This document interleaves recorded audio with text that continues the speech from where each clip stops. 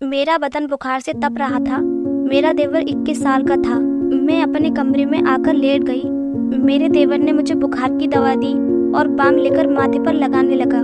थोड़ी देर बाद उसने मुझे नींद की गोली खिला दी और मैं सो गई। वह समझ गया कि रास्ता साफ हो चुका है। मेरे देवर ने मेरे कपड़े निकालकर मेरी कुछ तस्वीरें खींची और फिर कपड़े पहना दिए। मेरी आंख खुली तो सामने देखकर मेरे होश उड़ गए, क्योंकि रीना का बदन बुखार से तप रहा था। रीना का पति बिना ऑफिस के काम से बाहर गया हुआ था। रीना का 21 साल का देवर राज परीक्षाओं की तैयारी कर रहा था। देवर राज अपनी पढ़ाई के चलते उनके साथ ही रहता था। जिंदगी में कमी थी तो बस यही कि खुशहाल शादीशुदा जिंदगी के 10 साल बाद भी उनके कोई औलाद नहीं थी। अब रीना 35 साल की हो चुकी थी।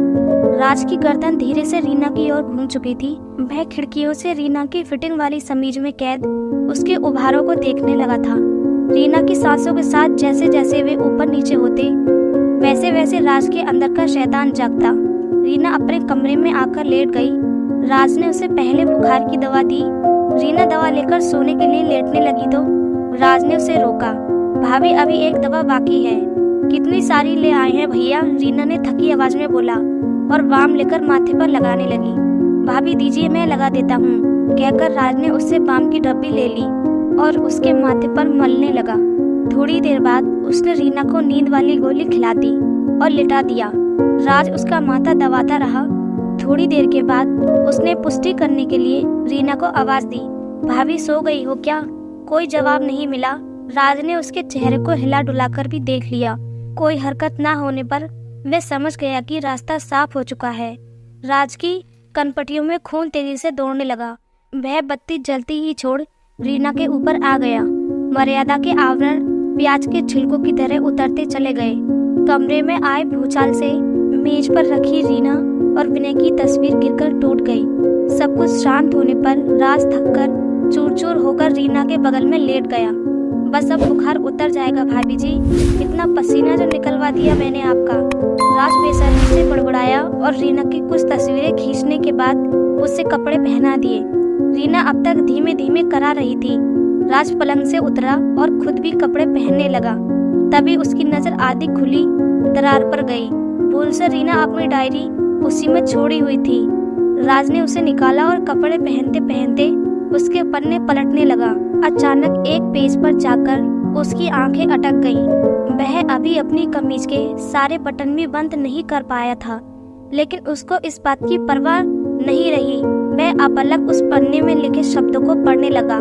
उसमें रीना ने लिखा था, बस अब बहुत रो लिया, बहुत दुख मना लिया औलाद के लिए। मेरा बेटा मेरे पास था और मैं उसे पहचान ही नहीं पाई। जब से मैं यहाँ आई उसे बच्चे के रूप में देखा तो आज अपनी कोख के बच्चे के लिए इतनी चिंता क्यों? मैं बहुत जल्दी राज को कानूनी रूप से गोद ले लूंगी। राज की आंखों के आगे अंधेरा छाने लगा।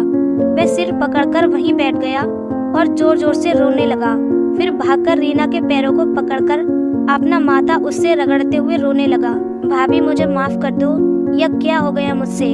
अचानक राज का ध्यान रीना के बिखरे बालों पर गया। उसने जल्दी से जमीन पर गिरी, उसकी हेयर क्लिप उठाई और रीना का सिर अपनी गोद में रखकर बालों को संवारने लगा। वह किसी मशीन की तरह सब कुछ कर रहा था। हेयर क्लिप अच्छे से उसके बालों में लगाकर राज उठा और घर से निकल गया। अगली सुबह तकरीबन 8 बजे रीना की आंखें खुली। उसका सिर अभी तक भारी था। घर में भीड़ लगी हुई थी। एक आदमी ने आखिरकार बोल ही दिया, देवर भाभी के रिश्ते पर भरोसा करना ही पागलपन है। रीना के सिर में जैसे करंट लगा। वह सवालिया नजरों से उसे देखने लगी। तभी इलाके के पुलिस इंस्पेक्टर ने प्रवेश किया और बताया कि आपके देवर राज की लाश पास वाली नदी से मिली है। उसने रात को खुदकुशी कर ली। रीना का कलेजा मुंह को आने लगा। वह हड़बड़ाकर पलंग से उठी, लेकिन लड़खड़ाकर गिर गई। एक महिला सिपाही ने राज के मोबाइल फोन में कैद रीना की कल रात वाली तस्वीरें उसे दिखाई और कड़क आवाज में पूछा, कल रंगरनियां मनाते मनाते ऐसा क्या कह दिया लड़के से तूने जो उसने अपनी जान दे दी? तस्वीरें देखकर रीना हैरान रह गई। अपनी शारीरिक हालत से उसे ऐसा ही किसी घटना का शक तो हो रहा था, लेकिन दिल अब तक मानने को तैयार नहीं था। वह फूट फूट कर रोने लगी। इंस्पेक्टर ने उस महिला सिपाही को अभी कुछ न पूछने का इशारा किया और बाकी औपचारिकताएं पूरी कर वहां से चला गया। धीरे धीरे औरतों की भीड़ भी छटती गई। विनय का फोन आया था कि वह आ रहा है, घबराए नहीं। लेकिन रीना बस सुनती रही। उसकी सूनी आंखों के सामने राज का बचपन चल रहा था, जब वह नई नई इस घर में आई थी। दोपहर तक विनय लौटकर आया और भागते हुए रीना के पास कमरे में पहुंचा। जब वह जड़वत अभी भी पलंग पर बैठी शून्य में ताक रही थी, विनय ने उसके कंधे पर हाथ रखा, लेकिन रीना का शरीर एक और लुढ़क गया। रीना रीना चीखता हुआ विनय उसे झकझोरे जा रहा था, पर अब रीना कभी न जागने वाली नींद में सो चुकी थी। दोस्तों, आपको यह कहानी कैसी लगी कमेंट कर बताइए। इसी के साथ वीडियो को एक लाइक करके चैनल को भी सब्सक्राइब जरूर कर लीजिए।